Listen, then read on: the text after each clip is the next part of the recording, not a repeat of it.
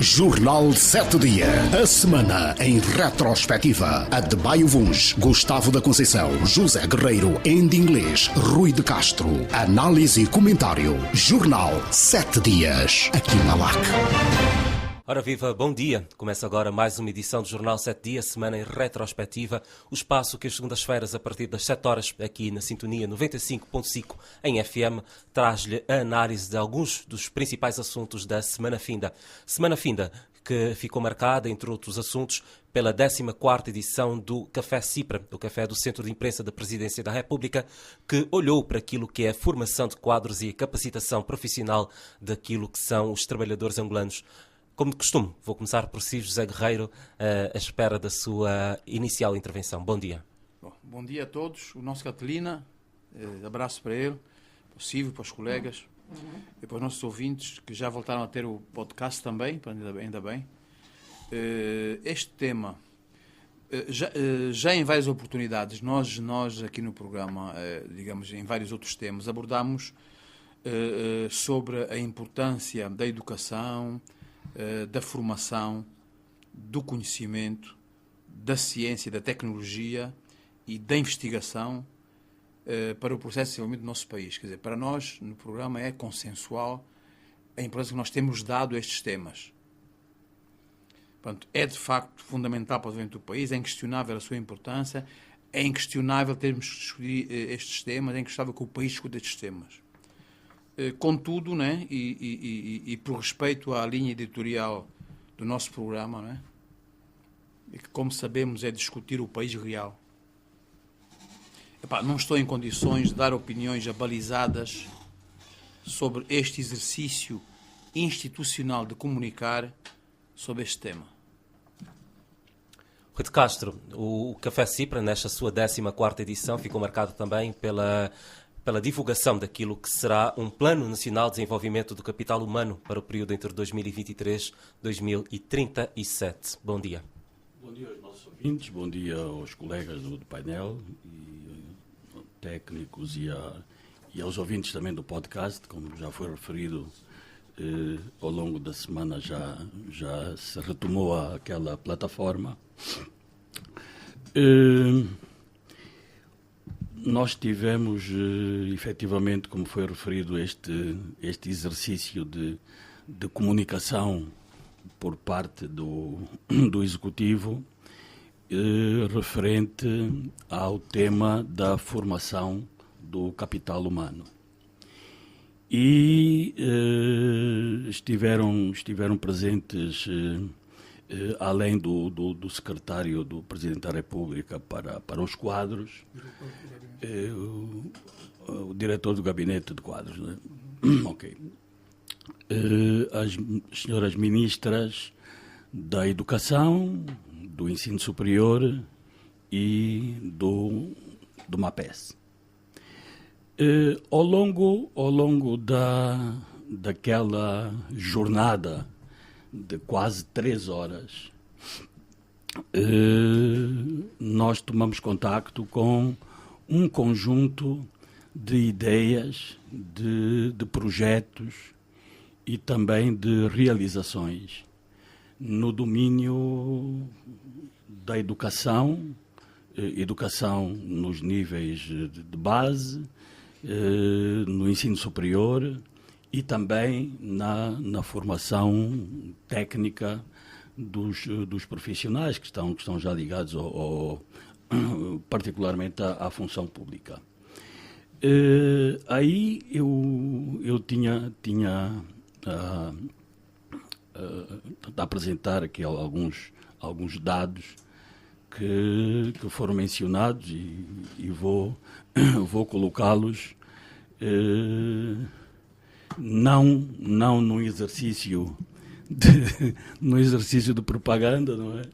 Como quase que dizia o nosso José Guerreiro, mas apenas porque de facto são dados que acho que servem e que são interessantes, como por exemplo está identificado que de 2018 a 2023 foram formados 434 mil trabalhadores que já temos um conjunto de centros de formação, alguns deles especializados, de onde sobressai o Sinfotec do Huambo, e até ao final do ano teremos o Sinfotec de Cabinda.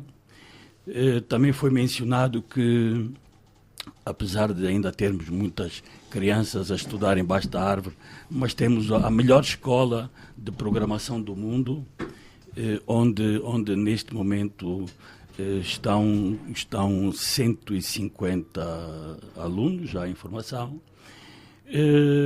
No domínio do ensino superior, está-se a tentar fazer uma inversão para que os cursos mais técnicos, particularmente as engenharias, tenham mais prioridade do que outros, e estão identificados, inclusive, alguns cursos que talvez possam vir a ser desativados, porque no atual contexto praticamente que não tem saída no mercado, e os formandos vão se juntando ao leque de desempregados, mas estes desempregados com licenciaturas. Há uma prioridade para a oferta de bolsas, sobretudo para as mulheres, portanto há aqui uma discriminação positiva, mas também se nota que há uma baixa adesão das mesmas na pós-graduação, e talvez isto tenha a ver com o facto de que, chegada a uma determinada altura, elas casam, depois vem a maternidade, e aí a disponibilidade já não é tanta como havia para a educação e para a pós-graduação. Também que se definiu que deverá haver em todas as universidades públicas e privadas um gabinete de empregabilidade, portanto passará a ser obrigatório, de formas a que se estabeleça uma ponte entre o ensino superior, portanto entre os novos ou os futuros licenciados, e o mercado de trabalho. Isto fundamentalmente a partir do 3º ano letivo. Bom, agora, também registrei, aí já não com muito agrado, uma série de outros dados, nomeadamente que cerca de 1 milhão de crianças fica fora do sistema de ensino todos os anos. Que isto, derivado da falta de professores e de escolas, nesta abordagem não se falou do pré-escolar, e embora alguém tivesse tocado, mas ao de leve,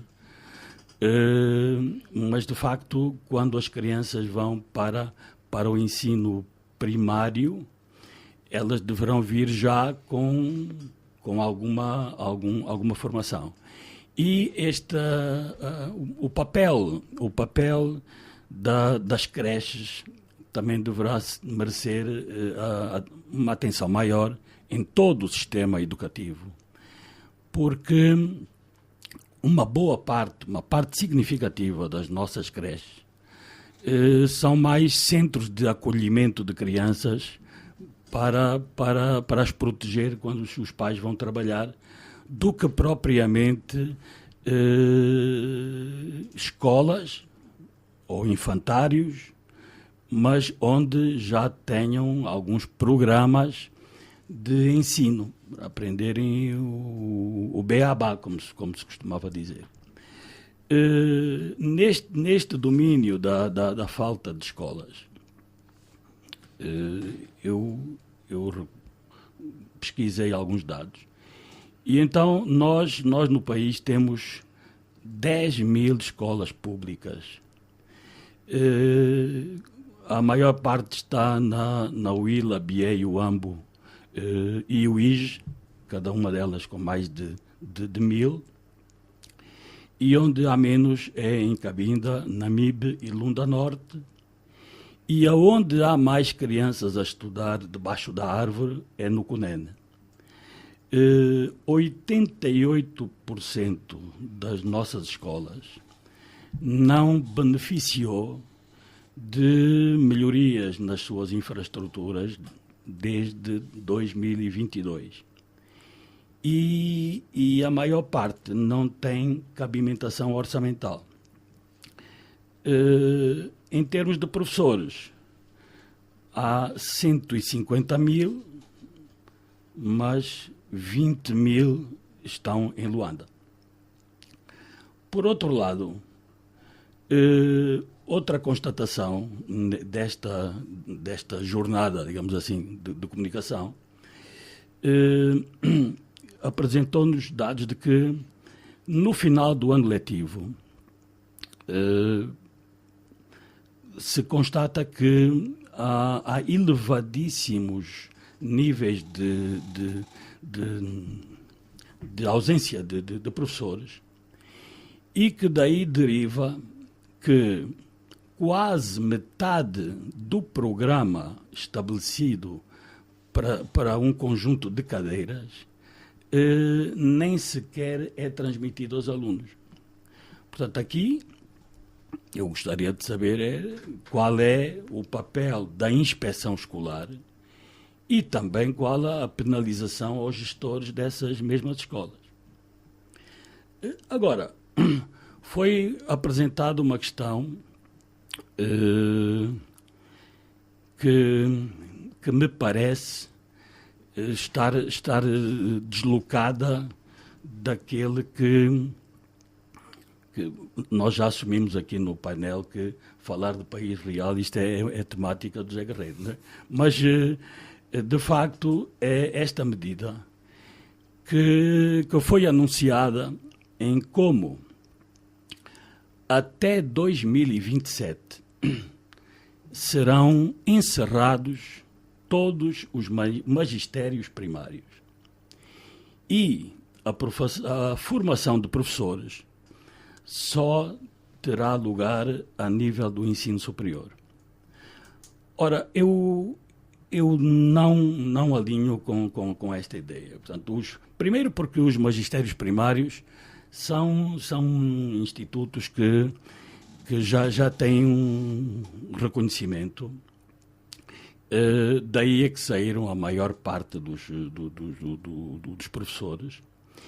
E o que eu acho, inclusive, é que os magistérios primários deveriam alastrar-se a todas as capitais de província. O seu grau de exigência é que deveria ir aumentando, e aumentando gradualmente, ao ponto de, mais tarde, e aqui sem prazos, não é? Que se poderiam transformar em institutos superiores de formação pedagógica. Aí é que poderiam também, além da formação, serem avaliados anualmente os professores, naquele período das férias grandes, que, para quem se lembra, era mais ou menos assim que funcionava há muitos anos atrás, que o período de férias grandes era para se fechar o ano letivo anterior e preparar o novo. Preparar o novo era atualizar os professores em determinadas temáticas que eles depois iriam dar aos alunos no ano seguinte. Ora, isto é para ser feito nos magistérios primários. Ora, por aquilo que nós sabemos, a formação no ensino superior, ela própria já tem várias debilidades, e algumas eu vou apresentar a seguir. Mas, logo que os jovens licenciados terminam os seus cursos, há uma dificuldade enorme em saírem de Luanda e dos principais centros populacionais. Bom, então, se agora o professor que até dá aulas embaixo da árvore tem que ser licenciado, quem é que já com o título, porque agora usa-se logo de imediato, no dia a seguir à cerimónia de entrega de diplomas, já todos são doutores, todos são engenheiros. Portanto, será que aquele doutor ou engenheiro vai aceitar ir lá para as profundezas do Quando Cubango, em Mavinga e noutras, dar aulas naquelas... Bom, acho que está de facto aqui uma medida que não me parece bem. A nível da qualidade dos nossos licenciados, há um dado que foi apresentado e que de facto é preocupante. O Ministério da Educação abriu um concurso para a admissão de novos professores. Candidataram-se 25 mil pessoas. A maior parte licenciados. Pois, destes 25 mil, 18 mil reprovaram. Reprovaram por não terem aptidões para serem professores dos níveis a que se propunham. Portanto, temos aqui um quadro que não é nada bom e que pode encontrar alguma explicação naquilo que também foi dito, de que para os alunos saídos do ensino médio ou pré-universitário se candidatarem ao ensino superior, que a média tinha de ser de 14 valores. Pois muito poucas foram as candidaturas que atingiram este patamar. Então foi necessário passar para 12 valores.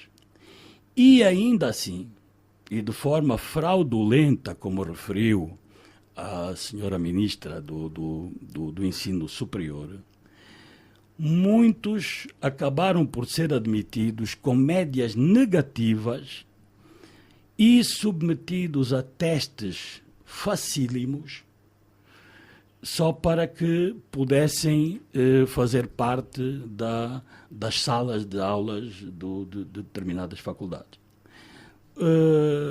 Ainda ao longo desta ampla ação, tomamos contato de que há agora um dos programas em que o Executivo e particularmente o Ensino Superior estão agora apostados, que é chamado do Programa dos 300 e que é de formação de licenciados ou de pós-graduação de licenciados nas melhores universidades do mundo.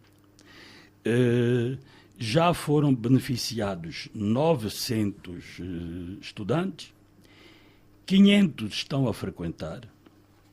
Entretanto, 238 já concluíram, só que perdeu-se-lhes o rastro.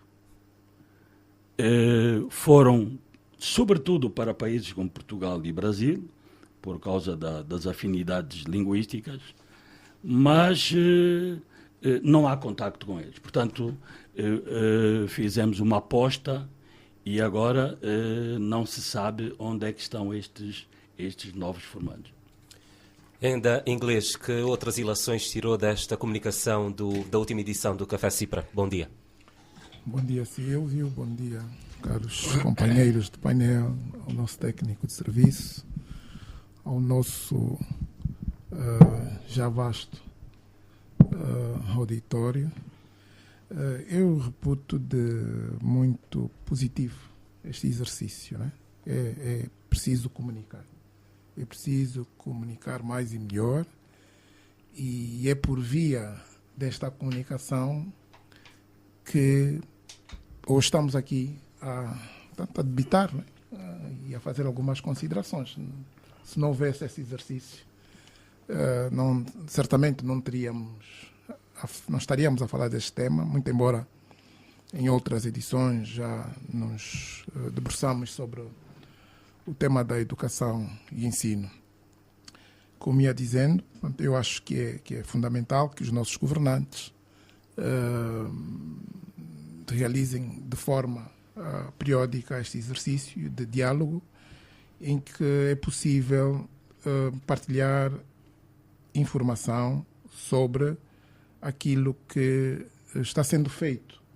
É verdade que muitos documentos são públicos, há muita informação já disponível, mas nós, portanto, a vantagem e o benefício de um exercício do género é que em 2, 3 horas podemos ter informações sobre iniciativas, perspectivas, metas que estão estabelecidas em vários documentos, né?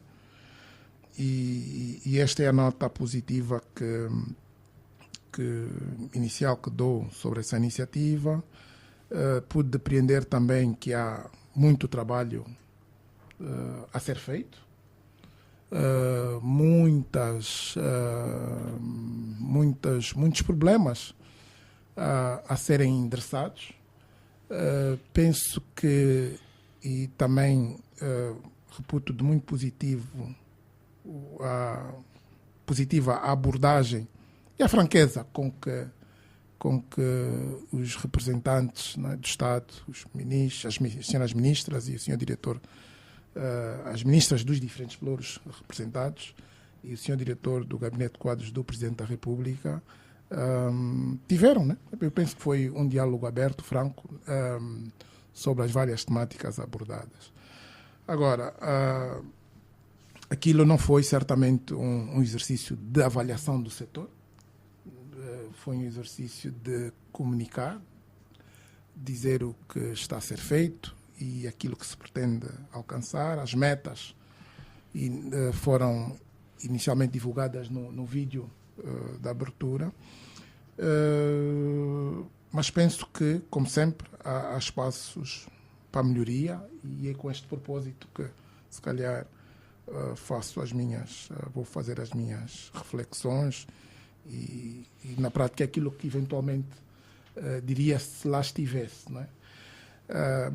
Eu acho que deveríamos, como país e depois como os diferentes setores, deveríamos assumir que temos devíamos ter uma agenda de transformação, não é? Porque os problemas são tão profundos e complexos, não é? Que efetivamente nós temos que transformar o setor de ensino, né? O setor geral e a educação, o ensino e os vários subsetores, né? E ali depois é que se incluem as várias componentes, não é? Mas a tônica deveria ser de transformação.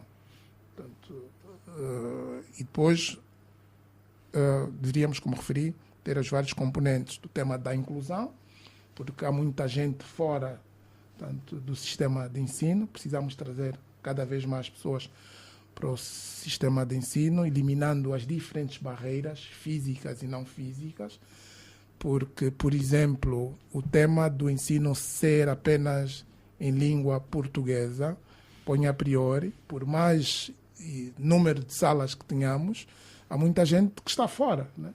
Tanto alunos que não conseguem se comunicar nesta língua, porque nós assumimos que toda a gente tem a língua portuguesa como primeira língua, e não é verdade, e que até é fluente, mas também professores, né, nestas línguas, né? O tema da sustentabilidade financeira e financiamento, né, do setor da educação, nos vários níveis, a equidade, e também que é o fim último, não é? E que pouco se falou neste exercício, não é? É que o fim último deste processo todo é que saiam pessoas qualificadas, não é? É preciso que elas tenham efetivamente competências e capacidade para contribuir, se integrarem economicamente, não é? Na sociedade, não é? E é este caminho que ainda temos que fazer. É verdade, foi referido que não é em 5 anos que se resolve todo e se transforma um sistema todo, mas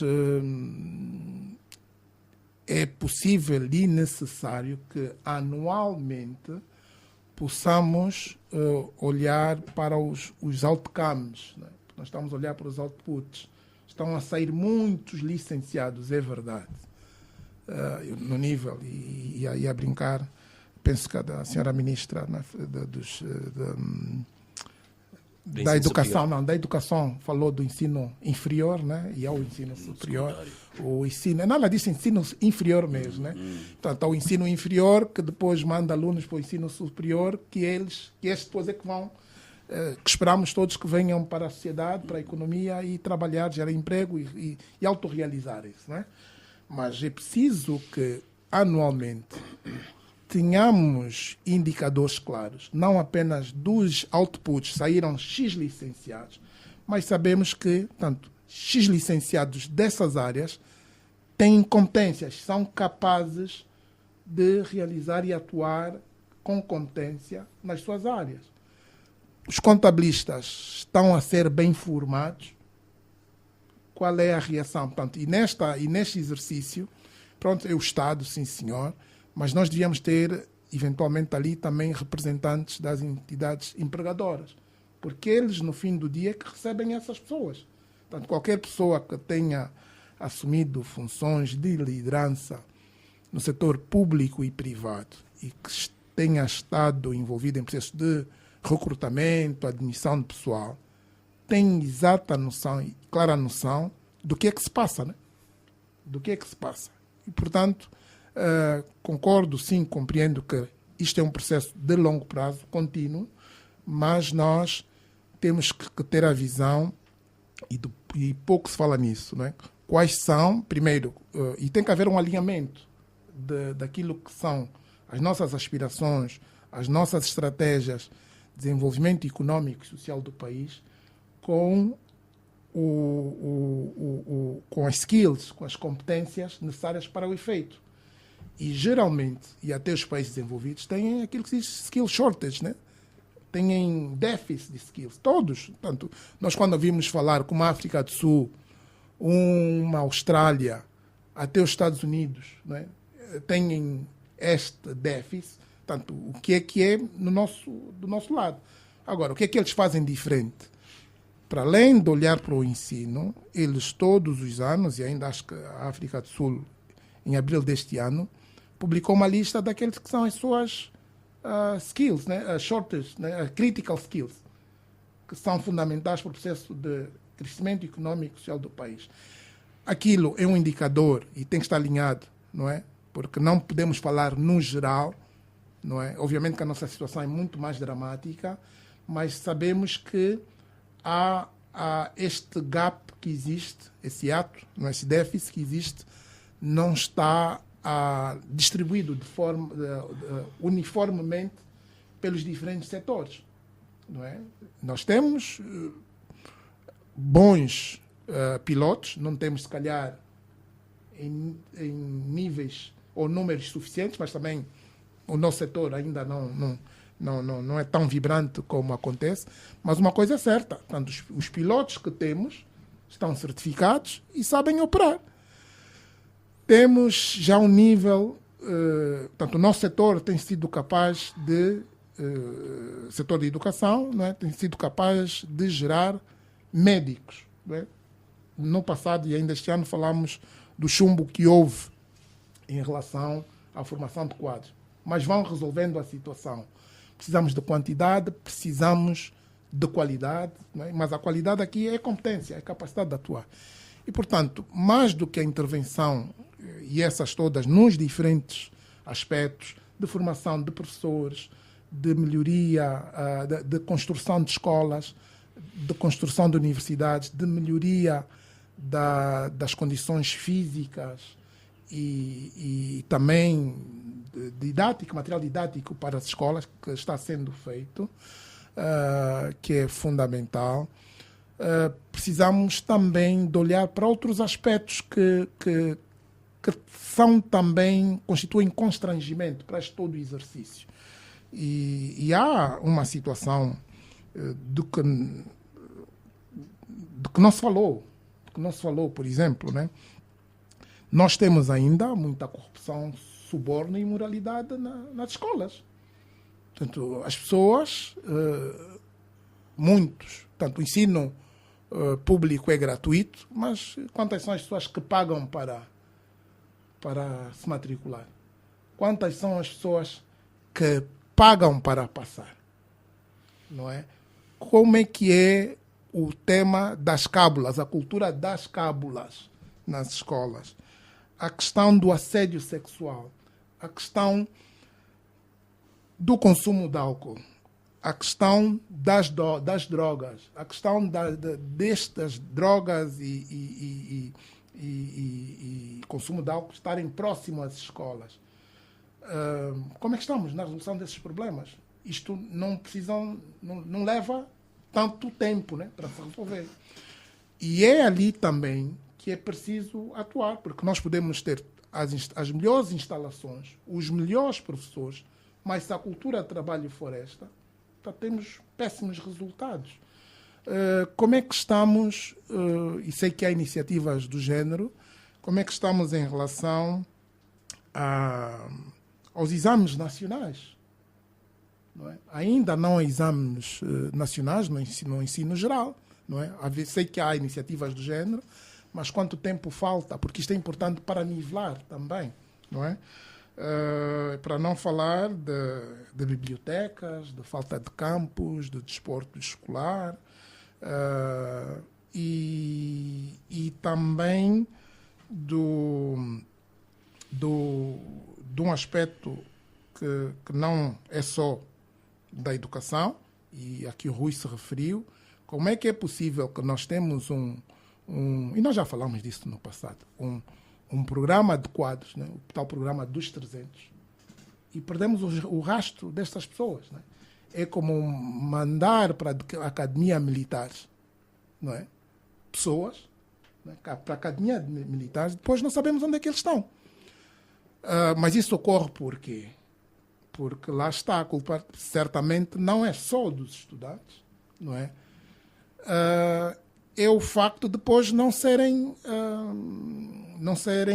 inseridos. Né? Porque acredito que a este nível de preocupação e de atuação, deveriam certamente ser formadas pessoas para serem enquadradas num determinado processo, numa determinada estratégia, não é?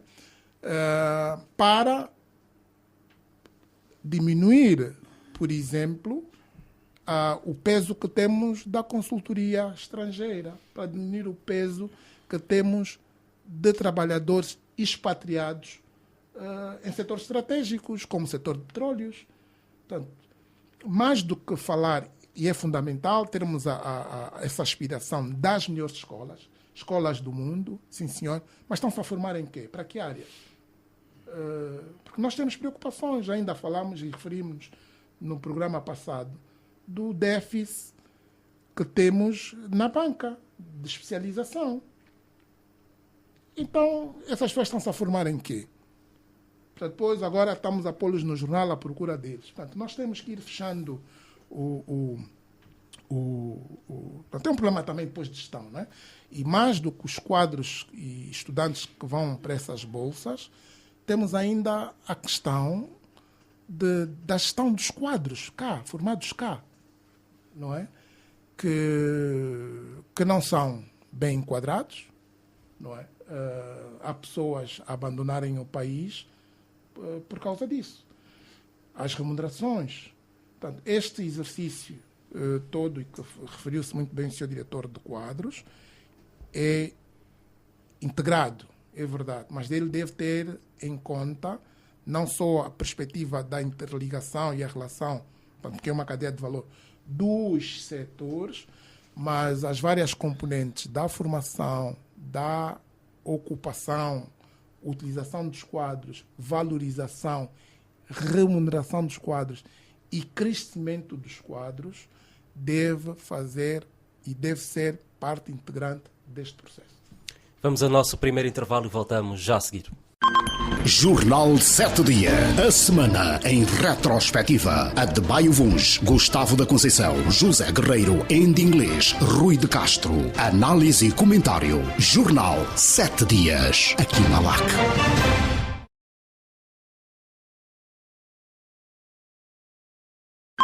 Jornal 7 Dia. A semana em retrospectiva. Adebayo Vuns, Gustavo da Conceição, José Guerreiro, em inglês, Rui de Castro. Análise e comentário. Jornal 7 Dias. Aqui na LAC. Estamos de volta com o Jornal 7 Dias, semana retrospectiva, semana finda que ficou marcada também pelo anúncio dos trabalhos de uma comissão ad hoc criada para avaliar aquilo que são os excessos de prisões preventivas a nível de todo o país. Mais de 3.000 foi o número anunciado. José Guerreiro. Sim, portanto, tivemos conhecimento de facto que reuniu esta comissão ad hoc do Tribunal Supremo, né, para a análise dos casos de excesso de prisão preventiva. E esta comissão é constituída por integrantes de vários órgãos, como seja o Tribunal Supremo, a Procuradoria-Geral da República, os serviços penitenciários, a Ordem dos Advogados. Penso que são estes os que eu retive, que são os mais significativos, né? E de facto, como diz o Silvio, foi informado que existem cerca de 3.500 reclusos com excesso de prisão preventiva. É um número elevado, né? É um número elevado. A juntar a outros e também graves problemas que nós temos vindo a analisar na nossa justiça, né, e já tem sido análise da opinião pública, no próprio nosso programa, em alguma mídia, e que causa alguma insatisfação pela sociedade, estes problemas que a nossa justiça atravessa, né? São apontados alguns constrangimentos neste aspecto da prisão preventiva, como seja as questões de transportes, a logística, a alimentação, etc. Né? Constata-se também que há muitos casos de falta de assistência jurídica. Né? Há um programa e há legislação que atribui à Ordem dos Advogados Angolanos esta questão do patrocínio judiciário, né? Que implica que o Estado depois paga à Ordem dos Advogados para que advogados inscritos na Ordem possam prestar assistência jurídica a quem não tem posses, a quem não tem condições de contratar um advogado, mas também tem vindo a lume que há dívidas do Estado para com a Ordem dos Advogados e nem sempre, portanto, este patrocínio judiciário é resolvido, né? Mas eu considero muito importante que esta Comissão tenha reunido, eu considero muito importante quando se tem consciência das situações e se parte para a sua solução e não para exercícios de propaganda, não é? Acho que sim, acho que esta reunião tomou medidas para aquilo que nós conseguimos ver na mídia para acabar ou diminuir, que é muito difícil acabar, os problemas da justiça são muito grandes, para ir diminuindo paulatinamente o excesso de prisão preventiva. Isto depois, no fundo, tem a ver com direitos humanos, tem a ver com o direito de personalidade, tem a ver com condições de vida das pessoas e com o respeito pela dignidade humana, não é? Portanto, eu incentivava a que os organismos que concorrem para este problema da prisão preventiva continuassem o seu trabalho, não é? E que possamos, daqui a algum tempo, ter outro balanço para perceber se de facto diminuiu este assunto. Isto está também ligado, esta questão está também ligada a dois dos problemas que eu não queria deixar de referir, não é? Que tem a ver com a sublotação das cadeias, não é? E fala-se da construção de mais cadeias. Aliás, o Sr. Ministro do Interior, e já falamos isso no programa, que há alguns meses, poucos meses, no aniversário dos serviços penitenciários, informou que estavam em construção, acho que mais 5 cadeias, não é? E nós na altura até referimos, eu até referi este aspecto, que devíamos também refletir a montante dos nossos problemas de nível de vida das pessoas, condições de vida, quando cada vez mais temos necessidade de construir cadeias e de construir cemitérios, não é? Isto é um problema que nos aflige, devemos perceber porquê. Embora eu considere que, de facto, os bandidos, os criminosos julgados devem ir para cadeias, bem como os mortos têm que ir para cemitérios. Mas, de facto, e conforme até o próprio Wenda, no programa anterior, se referiu ao número elevado de óbitos e de funerais que existem diariamente, e a necessidade e também o número que cada vez aumenta mais de população privada de liberdade, deve-nos também fazer pensar esta questão da sobrelotação das cadeias. Outra questão tem a ver com a reinserção dos presos, com a reinserção na sociedade, e registro também algumas iniciativas importantes dos serviços penitenciários em algumas províncias. Eu conheço o caso de Benguela, Huambo e Cubango, em que os presos são integrados em áreas de formação e de produção, quer dentro, quer fora das cadeias. Portanto, o voto final é que, de facto, os organismos constantes desta Comissão ad hoc continuam a trabalhar no sentido de diminuir esta questão da prisão preventiva. Se pela negativa temos este número de excesso de prisões preventivas, pela positiva, já segundo esta Comissão, não há casos de pessoas ainda presas depois da finalização daquilo que é a sua pena. Rui de Castro. Bom, pelo menos foi essa afirmação que foi feita, não é? E nós só temos que acreditar, não é? Neste domínio da prisão preventiva, e como estas questões da justiça são muito técnicas, portanto, aliás, por isso é que as pessoas demoram anos a estudar direito e a fazerem as pós-graduações. Talvez fosse interessante nós conhecermos aqui alguns normativos. Por exemplo, o que é efetivamente a prisão preventiva? Por definição, é a privação da liberdade de um arguido, ordenada ou efetuada para o colocar à disposição da entidade competente durante a fase de investigação criminal e instrução do processo, até a notificação da acusação ou do pedido de instrução pela PGR. Para haver prisão preventiva, só há esta autorização em flagrante delito quando a infração cometida corresponder, ou quando a infração cometida corresponder qualquer pena de prisão. Fora de flagrante delito, quando houver forte suspeita da prática da infração pela pessoa a prender. Só há suspeita da prática da infração quando se encontrar provada a existência desta e se verifiquem indícios suficientes para a sua imputação ao arguido, sendo sempre ilegal a captura destinada a obter estes indícios criminais. Ora, o que de facto tem vindo a ocorrer é que, talvez por ser mais fácil, há muitas pessoas que são detidas e ficam nos estabelecimentos prisionais a aguardar que se juntem provas para que depois elas possam vir a ser levadas a tribunal. Portanto, que devia ser exatamente o contrário, conforme ouvimos. Tem que haver provas de que ele está em contravenção com a lei, e existindo estas provas, depois reunidos outros elementos com testemunhas, envolve toda a máquina de justiça e a pessoa é julgada e é sentenciada.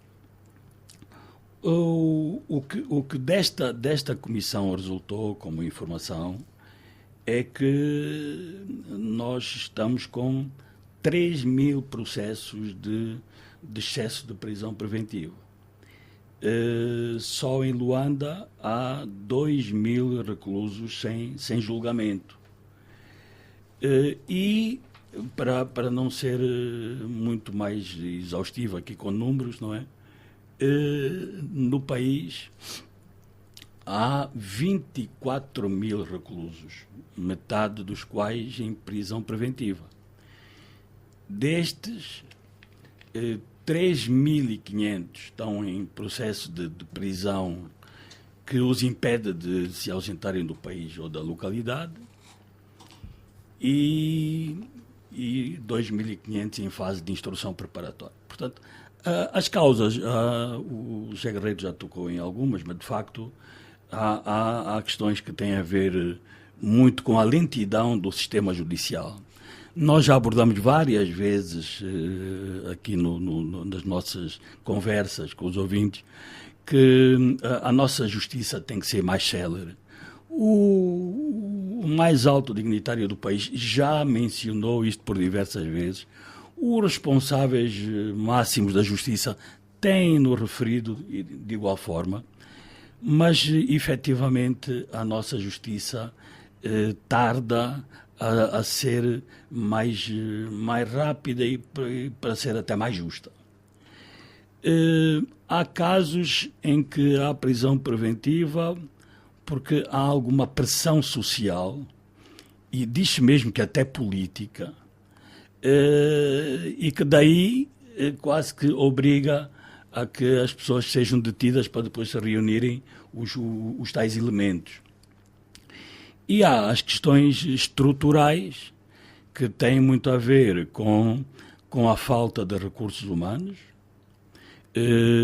Aqui há algo um bocado estranho porque se nós notarmos uma boa parte dos licenciados que têm saído das fornalhas várias da nossa Angola independente até são de quadros ligados ao direito.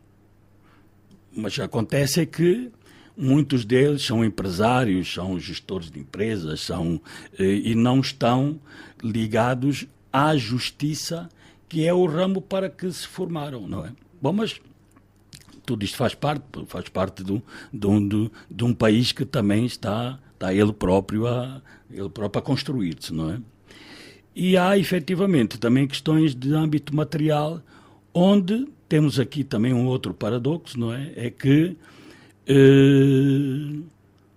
um dos problemas que ocorre é que muitos dos estabelecimentos prisionais não têm viaturas para levarem os seus presos a julgamento. É o dia do julgamento, mas depois não há viatura. E o juiz está à espera e a sessão não decorre porque o preso não compareceu. Bom, pode ser que como agora começa a surgir alguma disponibilidade para compra de viaturas para algumas comissões, então que se cria aqui nesta comissão também uma disponibilidade para a compra de viaturas para os estabelecimentos prisionais e que daí possa resultar efetivamente que hajam sucessos maiores neste processo. Ainda em inglês, naquilo que muitos defensores daquilo que é a reforma da justiça, tocando neste aspecto, poderia-se corrigir, reduzindo o escopo daquilo que é a intervenção da prisão preventiva para crimes mais graves e para situações em que, de facto, o visado possa suscitar risco de fuga? Bem, isto pode ser sim e não. O que eu acho que é preciso aprofundar a questão, né? Não basta apenas dizer que temos 3.000 e tal casos, né? Que crimes cometeram, não é? Elas decorrem só, portanto, e uma da justificação é que eventualmente há um aumento da criminalidade, há mais casos, e eventualmente o sistema não está, portanto, está a funcionar acima da sua capacidade e por isso há esses problemas. Mas há também a questão a questão da corrupção, que também existe na justiça, né? Por dar cá qualquer palha, né? Aquela palha, as pessoas são detidas. Não é? É preciso também avaliar isto, em que medida é que a corrupção existente no setor também esteja a contribuir para isto. o tema de excesso de prisão preventiva tem a ver com o tempo, né? As pessoas devem ter um tempo, portanto, elas devem estar detidas por um período de tempo, né? Extrapolaram este tempo e quanto tempo, não é?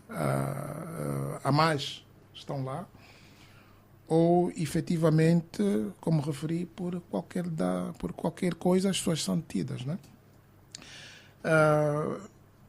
Eu penso que é preciso portanto, esta situação, e para ter uma resposta mais coerente, exata, objetiva sobre aquilo que nos pergunta, vai certamente requerer, para além das questões ligadas à Comissão da Reforma da Justiça, certamente perceber, portanto, vai requerer uma análise sobre a criminalidade, né, no país, não é? Porque não são apenas os aspectos de ordem judicial que contribuem para isso, mas certamente as questões económicas, sociais, que contribuem para, e não só para a criminalidade, devem ser consideradas na abordagem de solução. Nós há pouco tempo tivemos a falar da saúde, da educação, em que medida é que a nossa filosofia e abordagem de ensino contribui para a diminuição da criminalidade, educando e promovendo uma cultura de cidadania, né, nas escolas, de maior responsabilidade, disciplina. E quando digo as escolas, estamos também a olhar para as famílias e comunidades. Quem são essas pessoas? São filhos de quem? Pertencem a comunidades? De que origem são? Não é? Em que locais, tanto que delitos, não é, estão envolvidos? Em que locais é que ocorreram esses delitos? E porquê? Portanto, a questão da criminalidade é transversal, não é? Infelizmente, como em todos os aspectos da nossa vida económica, política e social, são dominados nos processos de tomada de decisão por os juristas, e que não deve ser. Isto implica sociólogos, não é? Aqui, eventualmente, por exemplo, se olharmos para os factos e os dados, e se, por exemplo, são pessoas de uma determinada origem, não é, cultural, social, que estão envolvidas em crime, temos que perceber o que é que se passa com eles, né? Porque é que essa gente, né, está a cometer esses crimes. Qual é a faixa etária dessas pessoas? São homens, são mulheres? Portanto, há aqui uma série de questões que devem ser portanto, consideradas para que tenhamos e possamos dar uma contribuição à altura do desafio que é, e obviamente sem esquecer o tema da própria capacidade dos órgãos de justiça, os órgãos de polícia. Estamos, portanto, a notícia sobre este tema fala-nos também da sobrelotação, né, de cadeias. Acho que só na Huila, não é, que tem 900, né, presos a mais do que a capacidade daquele recinto prisional. E a resposta é, portanto, vamos investir na construção de mais cadeias ou devemos investir na redução da criminalidade? Não é? Portanto, acho que esta é a questão de fundo para a qual contribuem vários atores, vários setores, vários decisores. Nós voltamos já a seguir com os destaques da semana. Jornal 7 Dia. A semana em retrospectiva. A de Baio Vuns, Gustavo da Conceição, José Guerreiro, em inglês, Rui de Castro. Análise e comentário. Jornal 7 Dias. Aqui na LAC. Jornal 7 Dias. A semana em retrospectiva. Adebayo Vuns, Gustavo da Conceição, José Guerreiro, em inglês, Rui de Castro. Análise e comentário. Jornal 7 Dias. Aqui na LAC. Estamos de volta com o Jornal 7 Dias, a semana em retrospectiva. Este último bloco, como de costume, é reservado a elencar aqueles que foram os principais destaques da semana pela positiva ou pela negativa daquilo que foram a opinião dos nossos analistas. Rui de Castro, vou começar por si. O que é que para si merece o seu louvor? Bom, eu pedia desculpa aqui ao Silvio, mas eu queria voltar ao tema da educação, porque na altura em que estava a terminar a minha abordagem, sofri um corte, portanto, a censura do tempo, não é? E então estava-me a referir aos quadros que são formados fora e que agora perdeu-se o contacto com eles. Ora, esta questão, ia então mencionar, não é só em Angola. Portanto, este é um processo que ocorre em todo o mundo e particularmente naqueles que são os países considerados em desenvolvimento ou subdesenvolvidos. Porque as grandes potências não nos vêm aqui só tirar a matéria-prima, também nos levam os grandes e os melhores cérebros, né? Agora, nós é que também temos, conhecendo este fenómeno, também temos que verificar o que fazer para tirar mais partido. Então, o que eu acho é que se deveria apostar mais em contratar professores de excelência para virem para o país, conduzir mestrados, pós-graduações e, eventualmente, nós constituirmos no país uma universidade das universidades. Em tempos, nós falamos nesta temática, quando até se interrogava, creio que foi o Gustavo, quando se interrogava o papel da Universidade Agostinho Neto. Bom, então, por que não transformar a Universidade Agostinho Neto como uma universidade de excelência? Ou, como foi mencionado neste encontro do CIPRA, com rasgados elogios à Universidade Católica, por que não trabalhar com a Universidade Católica no sentido de ali se formarem os melhores dos melhores? Portanto, aqueles alunos que têm considerados superdotados ou com médias acima de 15, 16 valores, não iriam para uma universidade qualquer, iriam para aquela. Agora, para terminar este tema da educação, eu o que sugeria é que nós juntássemos num simpósio, num congresso, naquilo que se quisesse chamar, mas as pessoas abalizadas, que existem várias no país, felizmente, deveriam sentar-se e deveriam refletir sobre que educação é que nós temos e que educação é que nós queremos. Onde é que estamos e para onde é que nós queremos ir.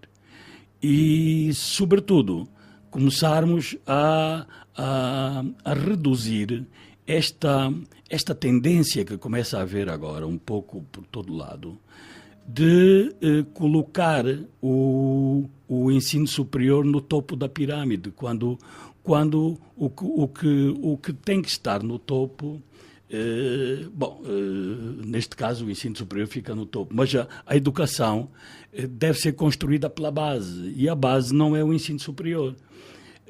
Temos que fazer apostas sérias, primeiro em erradicar o analfabetismo, depois criar patamares para que todas as pessoas tenham que ter o primeiro ciclo, ou o primeiro nível concluído, De seguida passamos para a obrigatoriedade do segundo ciclo e, paulatinamente, iremos então chegar ao ensino técnico e ao ensino superior. Mas tudo isto acho que deveria ser motivo de uma reflexão por parte dos técnicos e todos aqueles interessados no fenómeno educativo.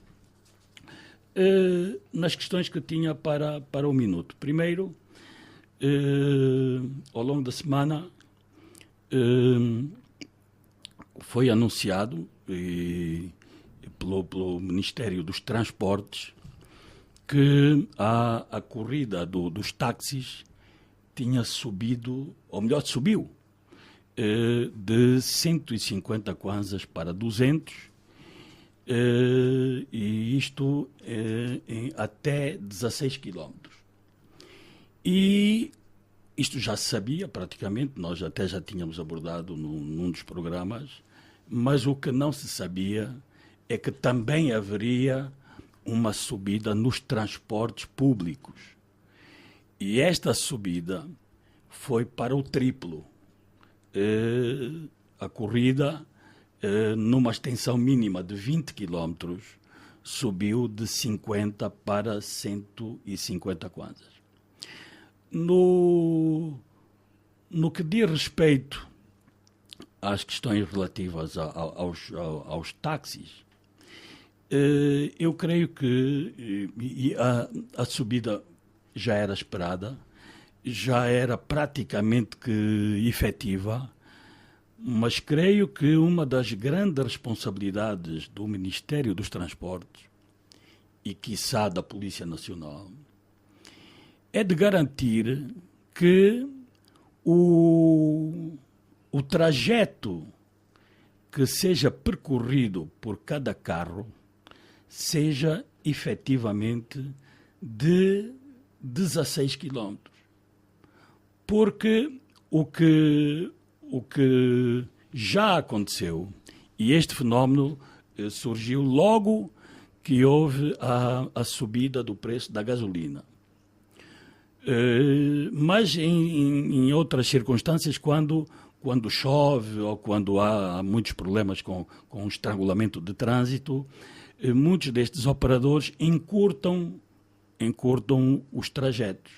E então, um cidadão que habitualmente, para percorrer uma distância de, vamos aos tais 16 quilómetros, pagava 150 kwanzas, ele passou a pagar 600, porque este trajeto foi subdividido em 3 e, em alguns casos, até em 4.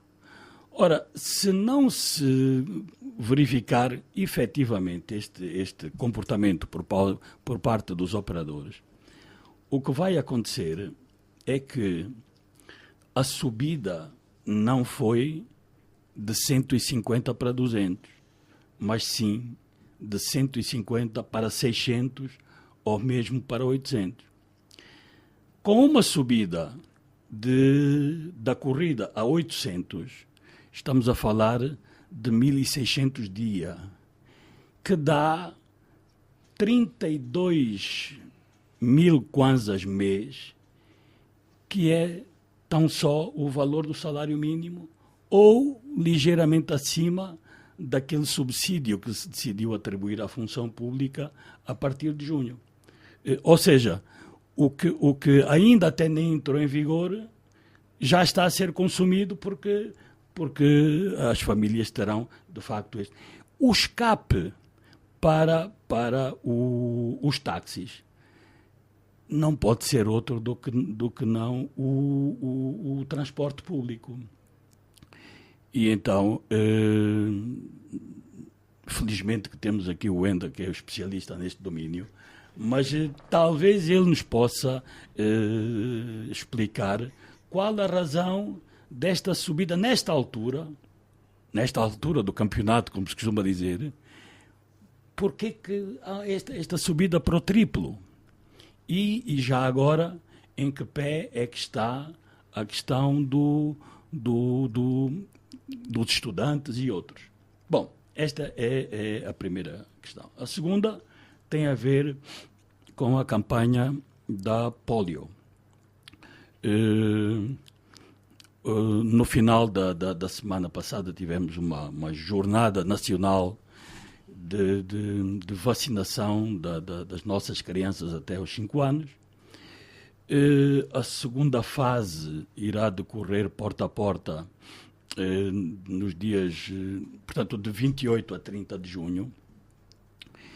E esta campanha surge repentinamente porque foi detectado um caso oriundo de um país vizinho, diz-se que da RDC. Bom, pelo menos a notícia referia que era um caso, porque depois, já com o estender das informações sobre a polio no país, um país onde a polio até já tinha sido chutada para bem longe, já começaram a aparecer notícias de que, afinal, também há outros casos identificados. Mas tudo o que tem a ver com prevenção, e sobretudo prevenção das nossas crianças, é sempre bem-vindo. Não deixa, de facto, de ser preocupante termos agora, no mês de maio, uma grande campanha de vacinação, quando a última ocorreu em outubro do ano passado. Portanto, não sei se aquele tipo de vacina que foi usada em outubro do ano passado não era ajustado a este vírus que foi agora detectado, mas os técnicos da saúde eventualmente poderão explicar, para depois não surgirem aqueles problemas que ultimamente se ouvem por causa da Covid, que afinal até a própria AstraZeneca chegou à conclusão que todas as vacinas que tinham aplicado tinham efeitos secundários não muito agradáveis. Por último, a polícia em Luanda encerrou e selou 215 das 230 casas de pesagem de material ferroso só no município de Luanda. Portanto, que compreende em Gombota, Sambizanga, Maianga, Rangel e Samba.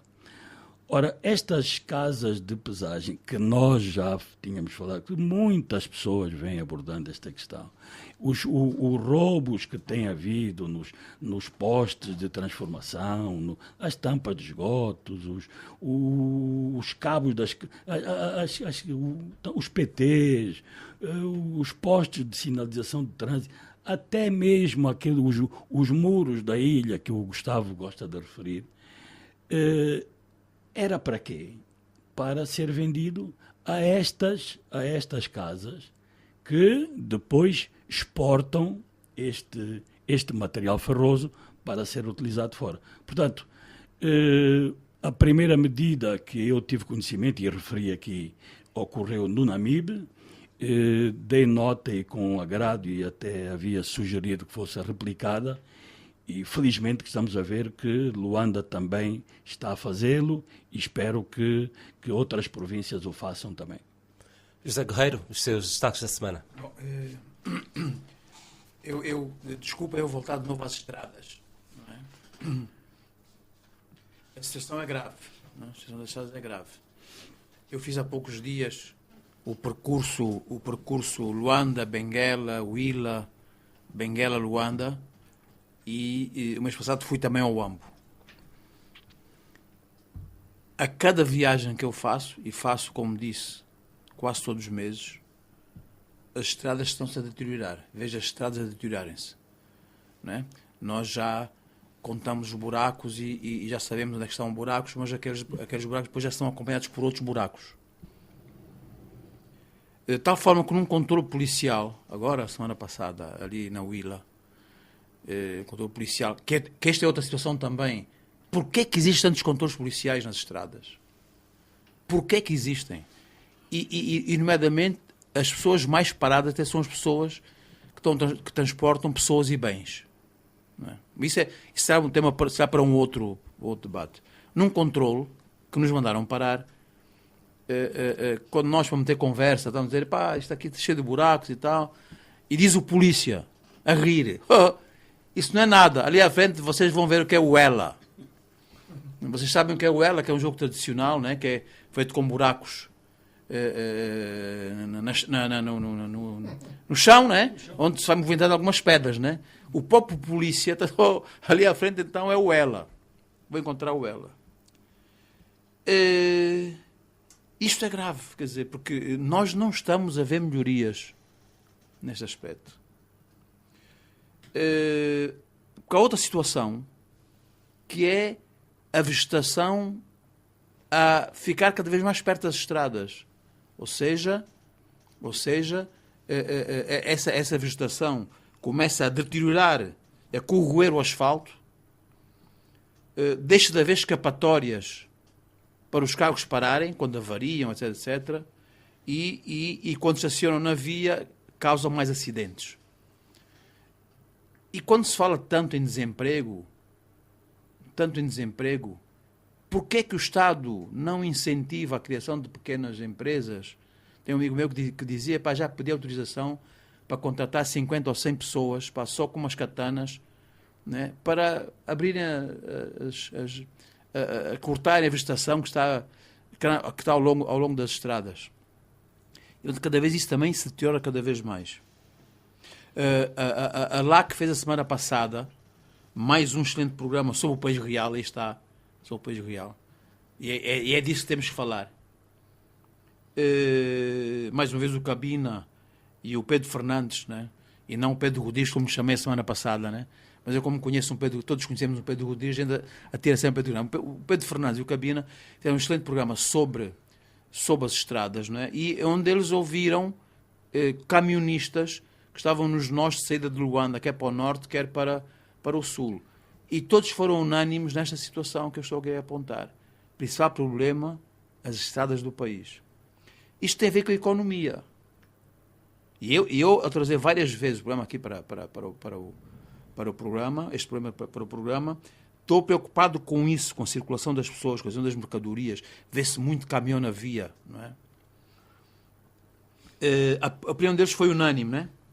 E eles fazem há 30, 40 anos, muitos deles, fazem estrada, fazem caminhonagem. E também a opinião foi essa, que a partir de dada altura, a partir de há uns anos atrás, a situação das vias tem-se vindo a deteriorar. E eles deram vários exemplos, não é? Sobre o futuro, como sempre, conhece pouco, não é? Porque se calhar não interessa comunicar, não é? Vamos ver se haverá um outro encontro, agora sobre as estradas, não é? Às vezes interessa comunicar, outras vezes não interessa comunicar. Pois nada se conhece sobre as estradas, e o que é mais grave é que se sabe que não há dinheiro, isso sabe-se. Não sabe que existem planos para melhorar as estradas, mas sabe-se que não há dinheiro. Isso é público, já falou o Sr. Presidente da República, o Sr. Ministro das Finanças, os governadores provinciais, todos eles já dizem que o orçamento, os deputados, não é? Portanto, isto é preocupante. Isto é preocupante. Porque os poucos recursos que existem estão a ser canalizados para outros fins, naturalmente, não é? E se não tomarmos medidas agora, dentro de muito poucos anos, as estradas de Angola vão ficar intransitáveis. E meus colegas, não sei se daqui a 4, 5 anos ainda estaremos neste programa, se este programa ainda haverá, se nós estaremos todos, oxalá estejamos todos vivos, não é? Quer os mais velhos, quer os mais novos, mas ouçam o que eu vos vou dizer no dia 20 de maio de 2024. Se não se tomarem medidas agora, daqui a uns anos, as estradas de Angola estão intransitáveis. Com graves problemas para a economia nacional, para os camponeses, né? Para os pequenos empresários. Né? Os empresários que não vivem do petróleo, né? Nem usam só as companhias aéreas para viajar para o exterior, nomeadamente. Esses pobres vão passar cada vez mais. E cada vez mais pior do que estão a passar agora. O meu segundo tema para este minuto tem a ver com uma situação que eu acho muito interessante, que foi a aprovação pela Comissão Económica do Conselho de Ministros daquilo que chama o Programa de Aceleração da Agricultura Familiar e Reforço da Segurança Alimentar para 23-26. Segundo eu constatei e li nas notícias que se verificaram sobre esta aprovação pelo Conselho de Ministros deste programa, este programa tem em vista acelerar a produção e a produtividade agropecuária, acelerar a produção de produtos florestais familiares orientados para o mercado, reforçar os níveis de capacitação técnica dos agricultores, massificar o financiamento ao subsetor da agricultura familiar de forma descentralizada, simples e desburocratizada, aumentar o número de empregos e elevar o rendimento das famílias e consequente crescimento económico, melhorar os níveis de segurança alimentar e nutricional e de autossuficiência em alguns produtos alimentares, permitindo níveis satisfatórios de consumo interno capazes de mitigar as situações de vulnerabilidade económica e social. Pronto, eu fiz questão de definir exaustivamente o concreto do programa da aceleração da agricultura familiar e, como vemos, passados 50 anos, é isto que temos de fazer, se calhar já há 50 anos. Ou que já tentámos nestes 50 anos e não o conseguimos. Portanto, saudamos vivamente, este é que é o futuro, isto é que tem que ser analisado, discutido e implementado. A economia nacional depende do êxito que tivermos neste programa e, portanto, esperemos que este programa possa ser implementado, que os seus objetivos estejam alcançados e que não seja como mais um programa, agora temos muitos, que depois não saem do papel. Temos agora mais um do desporto, que lá vamos analisar num programa mais futuro, que agora também um plano do desporto, isso tem que ser com o Gustavo aqui presente, né? Os problemas do desporto também já conhecemos há 50 anos quais são, né? A crise económica do país é grande e é grave e só com a contribuição, o empenho e o apoio às micro, pequenas e médias empresas é que se vai conseguir sair do buraco em que nós estamos. Ainda inglês, por favor. Obrigado, só uma nota. Mas têm que ser as verdadeiras micro, pequenas empresas, não aquelas de papel, né? Exatamente. Mas isso a gente poderia fazer um programa só sobre este assunto. Como diz o povo, nosso mal é esse. Isso, nosso mal é esse. Eu não tenho temas específicos como por minuto. Eu optaria em voltar ao tema da educação, porque tinha aí algumas... Não efetivamente para responder o Rui, mas efetivamente tinha ainda algumas coisinhas a referir. E uma delas tem a ver mesmo com este tema da fuga de quadros ou não é? Ou até, como referiu-se o Rui, o roubo, né? Roubo de cérebro. Eu não sei, por um lado isto acontece, é verdade, mas nós temos que ser realistas em relação a este aspecto também. É que muitos dos quadros só são mesmo valorizados lá fora. Eu não sei se é roubo, portanto, eu não posso dizer que é roubo de uma coisa que tu não valorizas, né? Portanto, e o nosso maior... Porque é voluntária. Para além de ser voluntária, não é? Eu estou aqui, estou a precisar de emprego, ou até estou empregado, estou subempregado, não é? Ninguém me valoriza. Quando lá fora as pessoas valorizam. A questão de fundo é essa. Eu penso que em relação a esse aspecto nós temos um tema muito sério de gestão e valorização dos quadros. E em relação ao tema do programa dos 300, eu acho que é mesmo um problema de gestão, porque daquilo que eu conheço, eu posso dar um exemplo de Botsuana, e já referi-me aqui em relação a esse aspecto, que durante muito tempo formava os seus quadros, né? Tinha um plano de substituição de quadros, portanto, e ia à África do Sul, às melhores universidades da África do Sul, e não só, mesmo no ensino médio já iam para o ensino médio, apesar de já terem terminado a formação lá naqueles países. porque eles há um programa estratégico de formação das próximas lideranças. E essas pessoas, quando chegam ao topo, têm que ter feito um caminho, não podem surgir do nada. E então o que é que eles fazem, né? Para os melhores alunos, portanto, vão para a bolsa de estudo posterior os melhores alunos. E os melhores alunos, para além de terem boas notas, saem e vão fazer serviço social. 1 ano, 2 anos, conhecem o país, conhecem os seus desafios, não é? E vão estudar. A taxa de sucesso dessas pessoas lá, e nós sentíamos, pelo primeiro lado, não é? Primeiro aspecto é que a maior parte deles era mais velho do que nós, né? Porque já tinham feito um caminho, não é? Passam o ensino médio, vão para o último ano do ensino médio, lá o matric, depois conseguem, obviamente, cumprir os requisitos para entrar nas melhores escolas daquele país. Fazem aquilo como se diz, com o pé nas costas. Mas uma coisa curiosa, para não acontecer o que nos acontece. Muitos deles nem conseguem participar na cerimónia da outorga do diploma, porque já têm compromisso. Mas os seus certificados, quem recebe é o Estado. Porque eles estão aí por uma missão. Portanto, nós não podemos formar pessoas sem missão. Portanto, eles têm objetivos concretos, há uma estratégia. E em relação a esse aspecto, nós precisamos mesmo de ter também escolas de referência. Vamos começar com uma. Escolas de todos os níveis, ou em todos os níveis, incluindo as universidades. Diz-se, ou já não é bem assim, mas diz-se que os melhores alunos do Zimbábue não saíam para o exterior, estudavam na Universidade de Zimbábue. E hoje eu costumo dizer, os zimbabueanos são praticamente os indianos aqui na África Austral.